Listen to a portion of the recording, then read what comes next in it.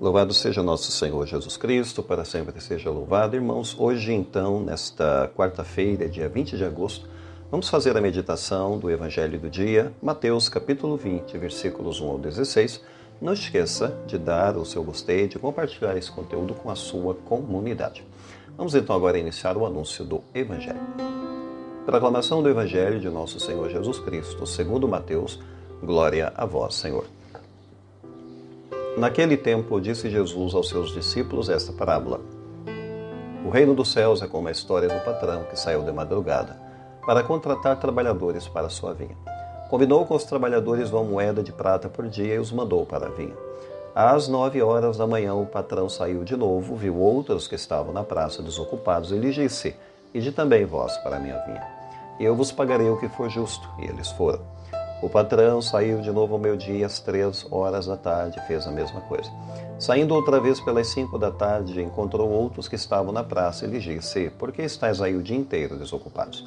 Eles responderam: Porque ninguém nos contratou. O patrão lhes disse: Ide vós também para a minha vinha. Quando chegou a tarde, o patrão disse ao administrador: Chama os trabalhadores e paga-lhes uma diária a todos, começando pelos últimos até os primeiros. Vieram os que tinham sido contratados às 5 da tarde, cada um recebeu uma moeda de prata. Em seguida vieram os que foram contratados primeiro e pensavam que iam receber mais. Porém, cada um deles também recebeu uma moeda de prata. Ao receberem o pagamento, começaram a resmungar contra o patrão. Estes últimos trabalharam 1 hora só e tu os igualaste a nós que suportamos o cansaço e o calor o dia inteiro. Então o patrão disse a um deles: Amigo, eu não fui justo contigo? Não combinamos uma moeda de prata? Toma o que é teu e volta para casa. Eu quero dar a este que foi contratado por último o mesmo que dei a ti. Por acaso não tenho o direito de fazer o que quero com aquilo que me pertence? Ou estás com inveja porque estou sendo bom? Assim os últimos serão os primeiros e os primeiros serão os últimos. Palavra da salvação. Glória a vós, Senhor. Bem, caros irmãos, então hoje nós temos essa passagem, Mateus capítulo 20, que nos apresenta o reino de Deus como uma espécie de banquete inesperado, em que Jesus ele ilustra esse ensino do banquete do reino de Deus através da contratação que o patrão nessa história faz dos trabalhadores, demonstrando assim que a graça de Deus ela flui, a graça de Deus ela persiste, ela insiste, a graça de Deus ela é contínua. E Jesus usa a imagem do patrão que sai várias vezes ao longo do dia nessa história. Ele sai de madrugada, ele sai às 9 da manhã, ele sai ao meio-dia, ele sai às 15 horas, ele sai às 17 horas. E cada saída vai revelando que Deus, ele na verdade não desiste de ninguém. Mesmo naquela hora última, hora undécima, ele chama aqueles que ficaram esquecidos na praça, ele não deixa ninguém para trás. Fazendo aquela pergunta: por que estáis aí desocupados? Então a vontade de Deus é chamar, é integrar. Ou seja, é um convite que ele faz. E o fato deles ficarem na praça desocupados não nos parece que seja uma acusação sobre a preguiça deles, não. Apenas que eles não tinham sido chamados, né, no momento anterior. E estão sendo chamados agora no momento posterior, ou seja, a capacidade de responder à graça continua no coração. Santo Agostinho, ele afirmava e dizia que Deus ele é muito mais ansioso para salvar-nos do que nós para sermos salvos. Deus ele vai sempre ao encontro.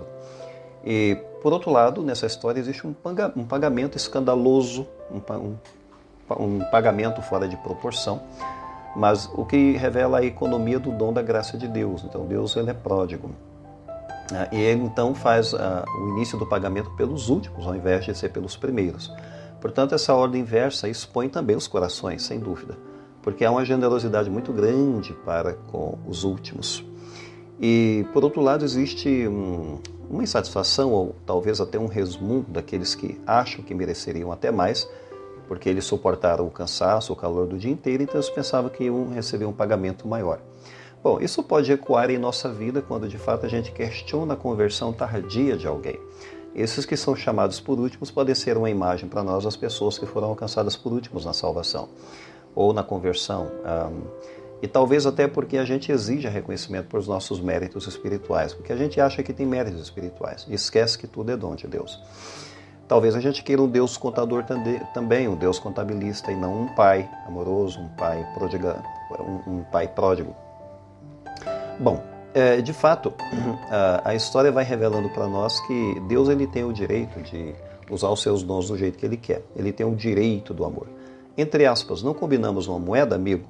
Então, será que estás com inveja porque eu estou sendo bom? Coloca isso entre aspas, porque a pergunta ocorre dentro da parábola e mostra que a raiz do ressentimento é a inveja para com a bondade divina.